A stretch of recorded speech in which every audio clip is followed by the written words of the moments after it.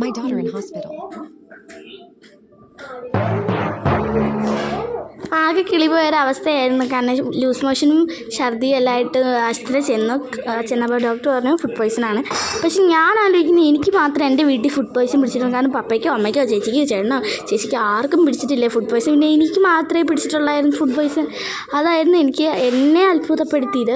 ഞാൻ ചിക്കൻ ഒത്തിരി ഒന്നും കൂട്ടിയില്ല. കാരണം ഒത്തിരി കൂട്ടിക്കഴിഞ്ഞാൽ എനിക്ക് ഭയങ്കര ക്ഷീണമായിരിക്കും. അങ്ങനെ അമ്പലത്തിൽ ചെന്നു. ഞങ്ങൾ ഞായറാഴ്ചയൊക്കെ അമ്പലത്തിൽ പോവും.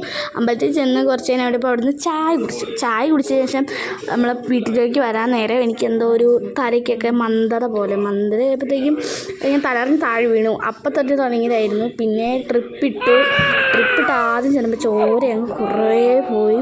അത് കഴിഞ്ഞ് ഇങ്ങനെ ട്രിപ്പിട്ടു. പിന്നെ കുറച്ച് കഴിഞ്ഞപ്പോഴത്തേക്കും പുള്ളിക്കാരത്തി വന്ന് നോക്കാൻ തുടങ്ങി, ഇങ്ങനെ ട്രിപ്പ് കയറുന്നുണ്ടോ അതോ ബ്ലഡാണോ കയറുന്നത് എന്നൊക്കെ. കാരണം ഇപ്പോൾ ട്രിപ്പ് കയറുന്നുണ്ട്, കുഴപ്പമൊന്നുമില്ല, ഇപ്പോൾ ഓക്കെ ആവും എന്നൊക്കെ പറഞ്ഞ് കുറച്ച് ആശ്വസിപ്പിച്ചു. പിന്നെ എനിക്ക് ജ്യൂസൊക്കെ തന്നവർ, അതായിരുന്നു എനിക്ക് ഏറ്റവും ഇഷ്ടപ്പെട്ടത്. അപ്പോൾ സ്റ്റാർ ആശുപത്രി